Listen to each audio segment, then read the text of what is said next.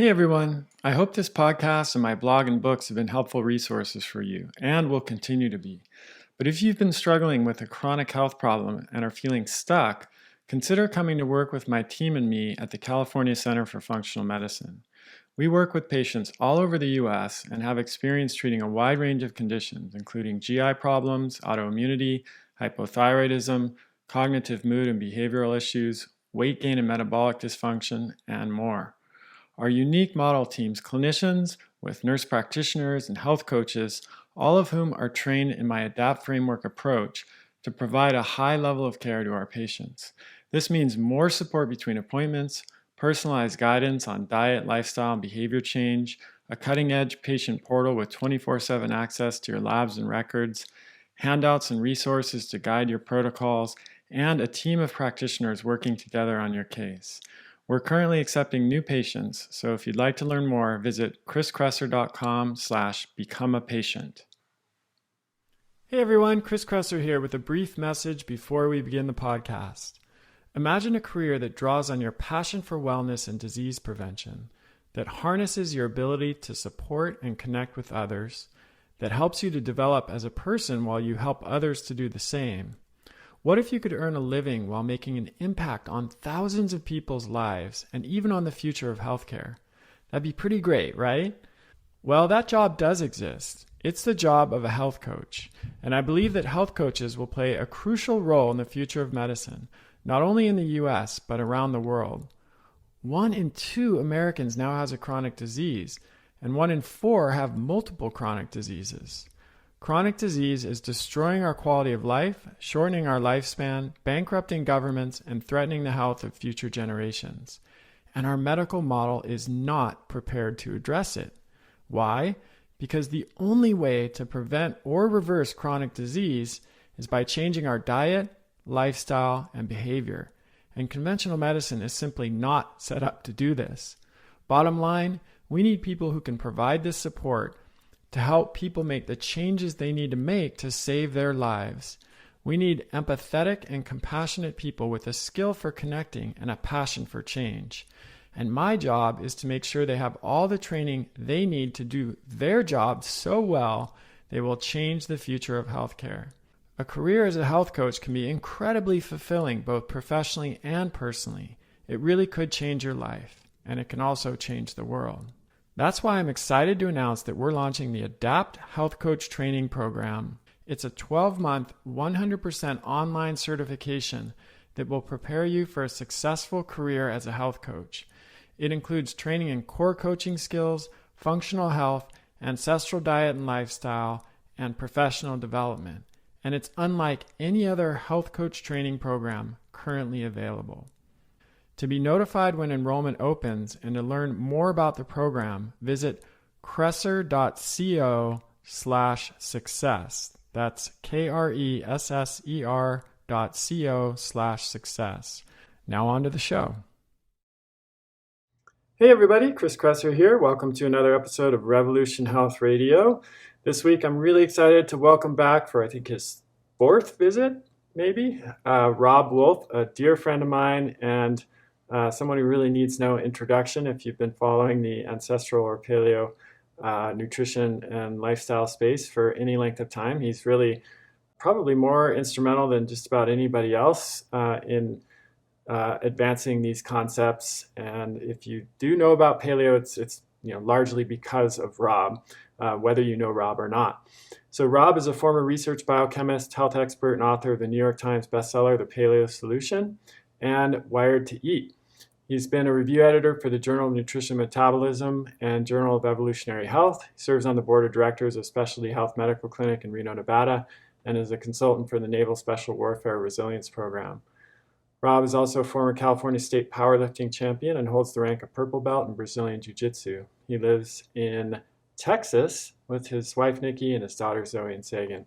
I am really excited to talk to Robb about some of the challenges we're facing with our conventional healthcare system and a unique approach that he's taking to addressing those challenges, creating an online community called the Healthy Rebellion for people who want to step outside of that conventional paradigm and get the support that they need to achieve their health goals. And I think it's such a great idea, and it's very much in alignment with some of the stuff that I'm doing at Kresser Institute with the ADAPT training programs and some exciting things that we have in the works. So I can't wait to talk with Robb about this.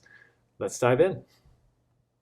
Robb Wolf, what is this? Your third appearance on the show, at least? It might be. We had one of them that was lost to the ether, so I don't know if that one counts or not. I don't know.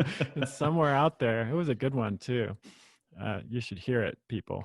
But you're going to hear it again because we're doing it again. It's an important topic. I've been looking forward to talking to you about it. And as a way of introducing it, why don't you let everybody know what you've been up to since releasing the paleo solution way back in, what was that, 1595? Exactly. That was 318 BC. So yeah. It certainly feels like it. I mean, it was like Facebook even exists then, Twitter, all this stuff.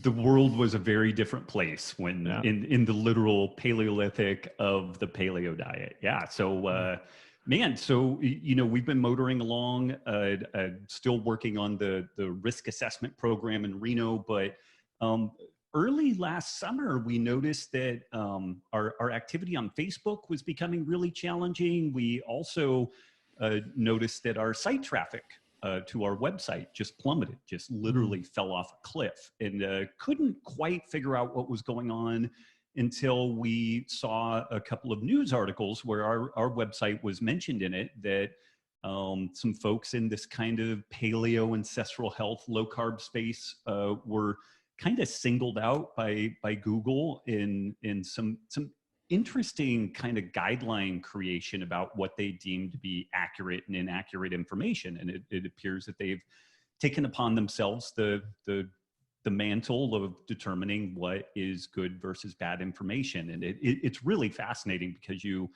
see some examples of these folks weighing in on topics like virology and stuff. And it's kind of like, okay, I'm sure your tech people are smart, but do they have a background in virology? Like, are they really qualified to be making a decision about what is and is not good information? So this is absolutely terrifying to me. I talk about this a lot because the free flow of information is critical, and we could even say a precondition to a democratic society. And if we have a bunch of 25 to 35-year-old white male tech people making the decision about what information is valid or not, we're in real trouble. I could not say it better. Yeah. And this is, it's interesting, and not to go too far out into the weeds, but this is the thing that the quote totalitarian regime always tries to do. There's an attempt at limiting access to information, and it's telling when folks shift into a process like that. Like, it is messy having the free for all of the internet, but I've always had faith in the notion that people can and will kind of hash things out. And when we're able to experiment with different, dietary protocols and lifestyle protocols, then best practices tend to emerge. And this is part of the reason why paleo and low carb and autoimmune and stuff like that have become popular, because folks have been able to compare notes and interface with both clinicians and researchers to get the scientific basis as it emerges, but also just kind of understanding what the clinical ramifications are. And that seems like a very wholesome, organic process. And again, it's a little bit messy, but to your point, it seems very dangerous having a small cadre of people control the information flow. Yeah, I mean, the irony of that too is the scientific process itself is messy, and it's based on trying to prove your hypothesis wrong, right? I mean, that's fundamental to science. And I actually wrote an email a while back about this called The Problem with Consensus Science, where I pointed this out. This came up in my debate with James Wilkes on the Game Changers, where he continually referred to the established consensus among experts, and as if that were some unassailable truth that we shouldn't even deign to question. But when you look back on the history of science, what you see is that consensus changes over time, constantly. Yeah. And I mean, we can think of so many examples. I mean, one that was fairly recent was this big article. I can't remember what it was in, but it was about icing injuries. That's just one of these sacred cow ideas that if you get injured, you should ice it, right? I mean, we all grew up with that. Most of us still believe that that's true, but they looked at the research and found that actually it's not only not helpful, it might even be harmful. And, we have so many other examples, like stress was the sole cause of ulcers. Now we know that H. pylori plays a significant role, that, back in the revolutionary period of 1800s, the idea was that heavily bleeding people would cure their illness. And, that's pretty much what killed George Washington. They nearly bled him to death. There's 2,000-page tomes on how to properly bleed people depending on the condition and the situation. Yeah. And then it was found to be completely, inaccurate. I just think back to Ignaz Semmelweis, the guy who observed that women who had babies on the streets had better survivability, both they and their child did, than the wealthier women who were having babies in hospitals.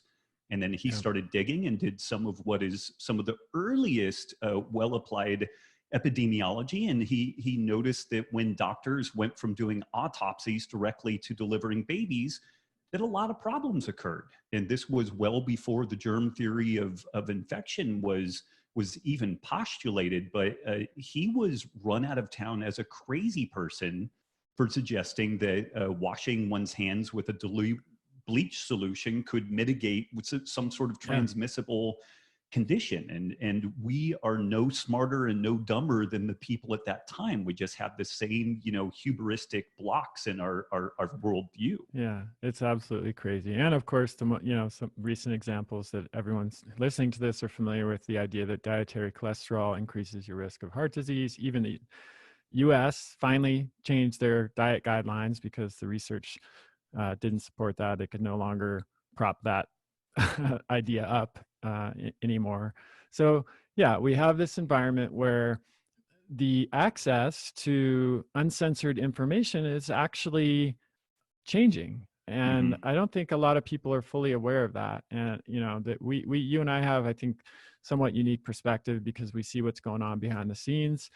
And it's absolutely vital that people continue to have access to this non-dominant paradigm information. I mean, nobody would be listening to this show if they didn't have that kind of access. So I was, really excited about how you're approaching this. So why don't you tell us a little bit about what you're doing around this? Yeah, so I've noodled on the idea of like a membership type site or some sort of a paywall interface for a variety of reasons.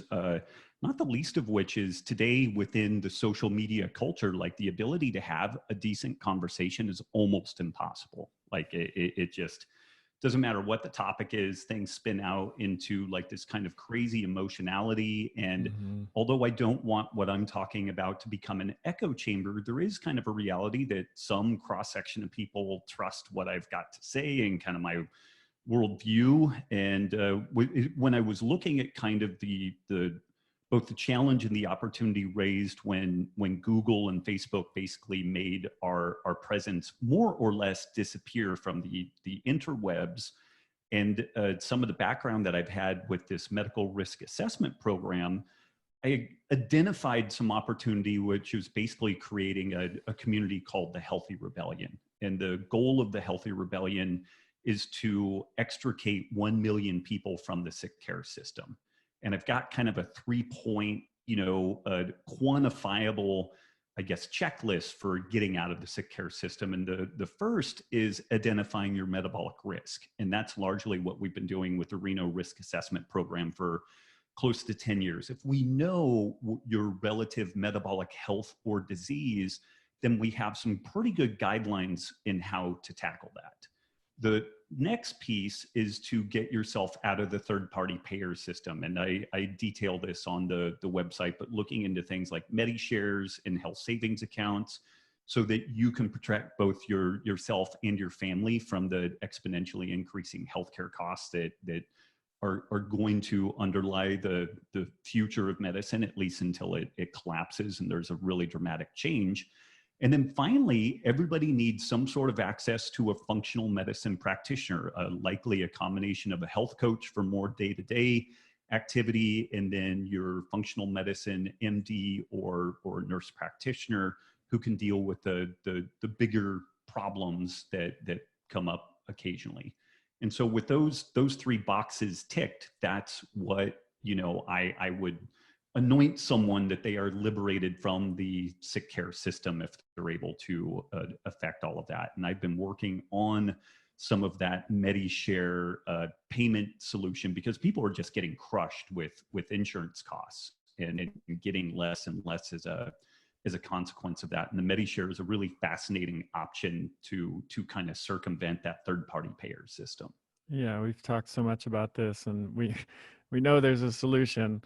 We're not sure exactly what it is, but I think what you've done is a huge step in that direction. And most of my patients, many of our listeners and email subscribers haven't been to the doctor in years. Mm-hmm. Or if they have, it's been an exercise in frustration, like beating your head against a wall, because they know what they need and they know what they want, but they can't get it in that environment. And right.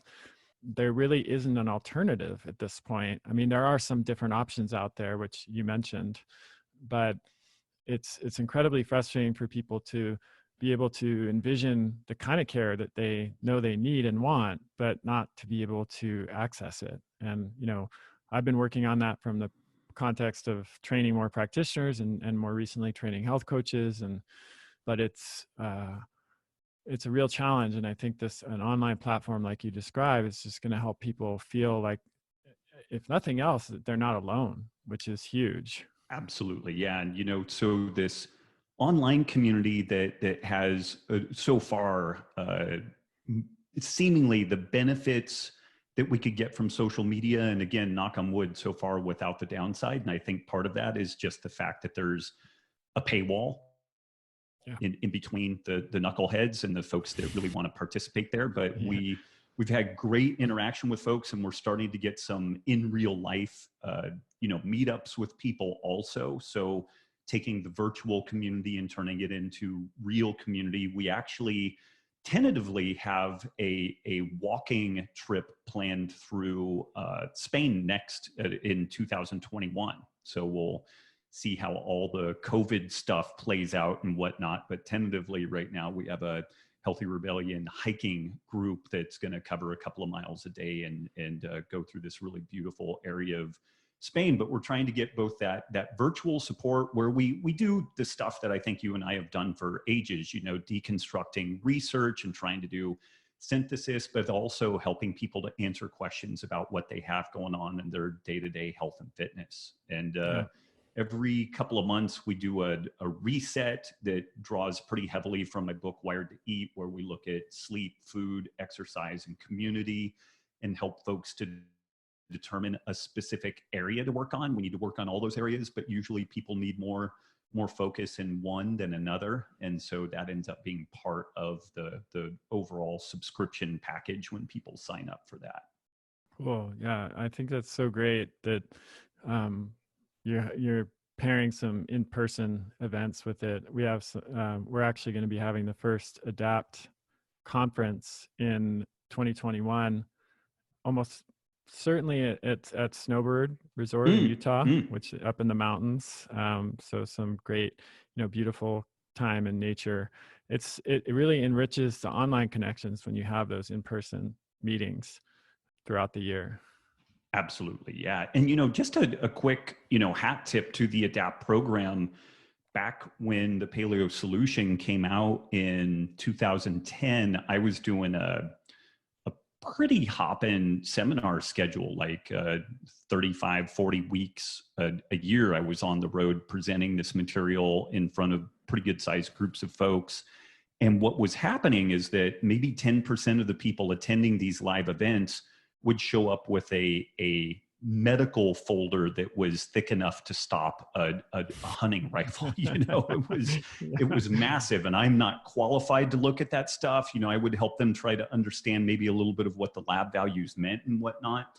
But it was obvious that there was a massive need for practitioners in this space. And that's when I started the Paleo Physicians Network, which was a completely uncurated, monitored place that just kind of a hope and a prayer that people on that list had kind of this ancestral health, functional medicine orientation.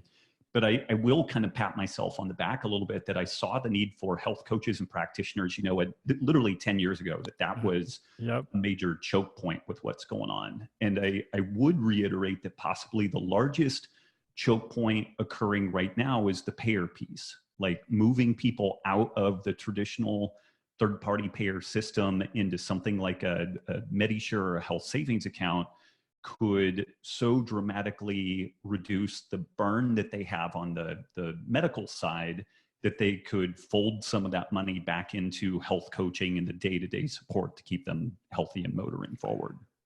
I'm 100% in agreement with that. I mentioned that in my latest book on conventional medicine. When people ask, "Oh, isn't functional medicine too expensive?" I say, well, treating someone with type 2 diabetes is about 15 grand a year. And if you're getting diagnosed at age 30, which is increasingly happening, younger and younger, that person could survive another 40 or 50 years. I mean, you have to be a math genius to figure out how expensive that is, right? And how much would it cost to do 6 months of health coaching, nutrition coaching, and even personal fitness training before they get diabetes, if they're at the pre-diabetic range or even just high normal blood sugar? What, 5 grand or something? Right. I would invest 5 grand to save 750 grand. I don't know about you. It's like, it seems like a pretty good ROI to me. And you know this, and you saw this with your work with Reno. So can you talk a little bit about that and the kind of ROI that you saw with that program? Yeah, this was almost 10 years ago, and I became aware of it just as I arrived in Reno. But the Specialty Health Clinic was working with the Reno Police and Fire Departments. They had developed a metabolic risk screening program using advanced lipidology testing. And they found 40 folks that were at high risk for type 2 diabetes and cardiovascular disease. So they cast a net into their general population and pulled arguably the sickest of their folks out. And then they enacted kind of a lowish carb paleo type diet, modified sleep and exercise as best they could within this police and fire population. But based off the changes in their health risk assessment numbers, it's estimated that the pilot study alone saved the city of Reno about $22 million with a conservative 33-to-1 return on investment. Which when I came into that, I naively thought that within 5 years I will have transformed medicine, because anything with a 33-to-1 return on investment would clearly no-brainer. Be a no-brainer. And I think we will do something with that, but the challenges of penetrating the insurance system, the medical system have proven to be much more challenging than what I initially thought. But it's a great proof of concept, but there were also some interesting features that I didn't fully take into account, like the chief of police, the chief of fire, the mayor. 6 of the 9 city council members had gone through the program.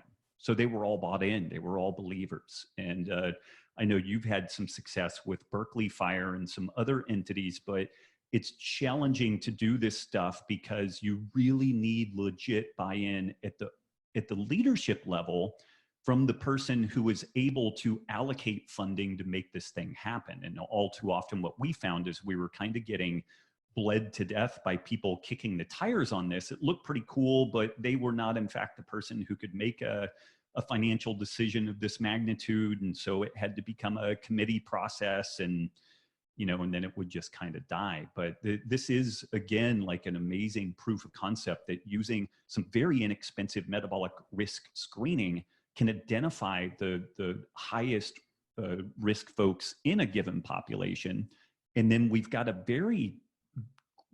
have a solid template then for how to reverse this metabolic derangement. If their blood pressure is high, if their blood glucose is high, if their inflammation is off the charts, then we have some great protocols for how to address all of that stuff. I mean, that's the thing about this. It's not rocket science. You've done it. We've done it at CCFM with the fire department programs. it's like shooting fish in a barrel, to be honest. If the, you know, compliance, compliance, but health coaching is cracking that nut. You know, we're seeing really great results. And when I say health coaching, I mean real health coaching. I don't mean telling people what to do, which is still unfortunately what is often happening with people who are calling themselves health coaches. And I don't think there's anything wrong with that. And I don't mean this as a dig against people working against health coaches, because I have huge appreciation and respect for people who are doing it. But I think we've learned a lot about what health coaching, what makes effective health coaching. And, you know, it's much more about helping people to access their own motivation and strategies for change, and supporting them with accountability, and helping them to resolve ambivalence, and really being kind of an ally and our guide. Because as you've seen in your long years of doing this work, you know, about 5% of the population, you'll tell them what to do and they'll do it. The rest of the 95% is going to need help. And so that's, you know, we know how to do this. That's the point. And it's a question of having the political will and, you know, perhaps economic foresight to do it. And you pointed this out many times, like the Congressional Budget Office is predicting that we're going to, you know, the healthcare could consume the entire federal budget by what? 2030, 2035. Yeah. But that's less than 10 years away. It sounded a long ways away when they first released those numbers, but that was 10 years ago. So yeah. It's crazy. And so, you know, it's sometimes it seems like people act as if the choice is just to continue with the status quo with no further deterioration, or to, you know, make a shift to something like, you know, you're suggesting. But the reality is that's not the choice. The choice is to keep hurtling towards bankruptcy and insolvency and a healthcare system that will not survive, that will basically, you know, self-immolate. It's probably the image that comes to my mind. Or making a change. That's the actual choice that we're facing now. Yeah. And it's the mechanisms there. This is why, I love what you're doing with the ADAPT program, both at the primary care practitioner level, but also the health coach level. Like that's going to be a non-negotiable feature going forward of what healthcare will look like. And we have examples that are not wildly dissimilar. Like the Singapore healthcare model relies heavily on health coaching and group medicine and a variety of tiered systems that are really effective and improve adherence. Like when instead of a doctor telling one newly minted type 2 diabetic patient about what's going on, if you describe that to a room of 10 or 20, you have an opportunity to build a cohort around folks that are going to affect change. And you get, you know, a multiplication of the effort there. And within the Singapore healthcare system also, they operate with a health savings account, which isn't perfect, but again, it ends up addressing that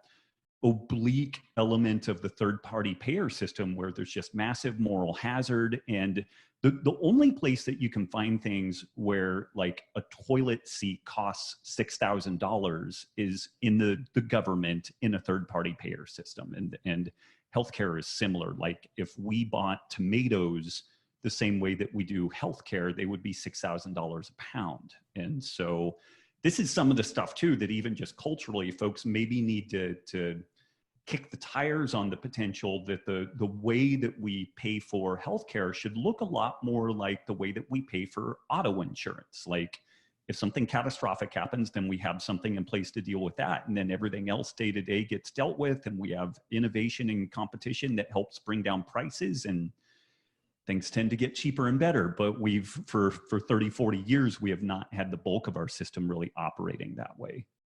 So one of the most interesting laboratories for these kinds of changes are self-insured organizations, and also other institutions or groups that have, a little bit more autonomy and control over how they deliver healthcare, like, for example, the Chickasaw Nation that I know you have spent some time working with. So tell us a little bit about your experience with them and, what you learned in working with that group.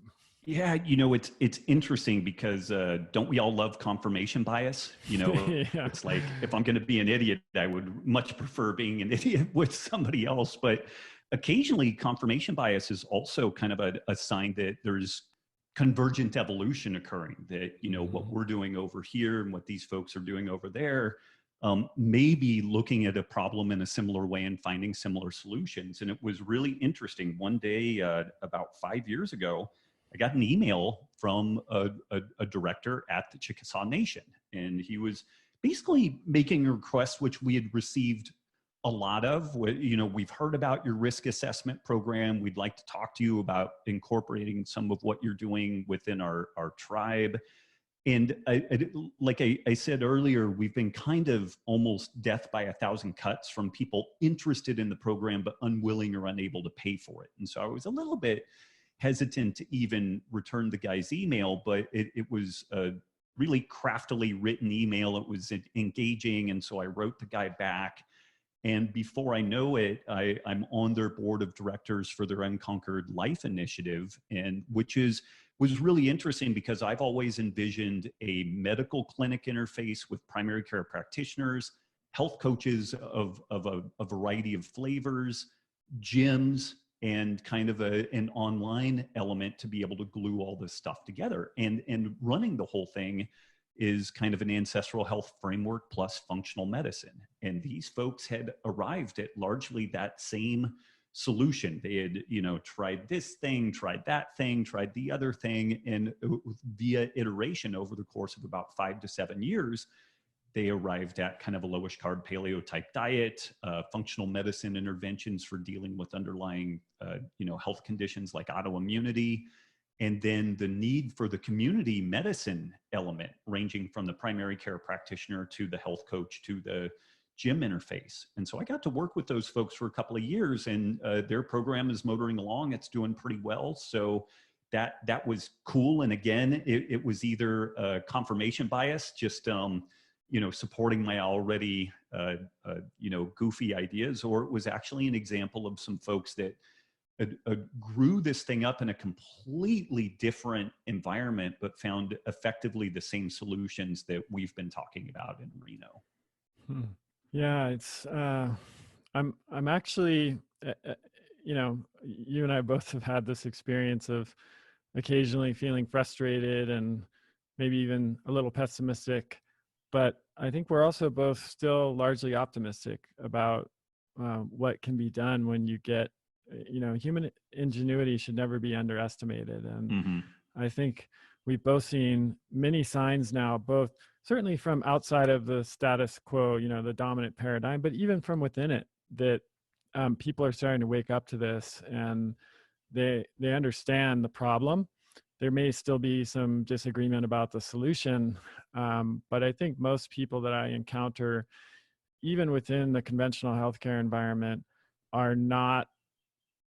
they see that we're not heading in a good direction, and It's not sustainable. So I'm excited about the Healthy Rebellion as a proof of concept, because I think these proofs of concepts are going to be what provide the evidence to, lawmakers and stakeholders, payers and providers that the new model works, and it's something that can address the pretty dire problems that we're facing at this point. Absolutely. And the cool thing with this is that if the numbers that we can produce are even remotely what we've seen from the Reno program, it's like nothing else in the world. And we don't need a massive sample size to be able to get a solid proof of concept. And then heck, at that point, maybe we make the whole concept open source and have here's how you do it. Because I although there's an opportunity to make a living and all that off this, I think avoiding the collapse of Western civilization, there's some pretty strong enlightened self-interest there for me, particularly having two young kids. And so, we've kicked that idea around too, which is once we get some proof of concept on this, we're kind of willing to just, somewhat like open source code. It's like, hey, here's your Arthur Murray dance school. Put your left foot here, put your right foot there.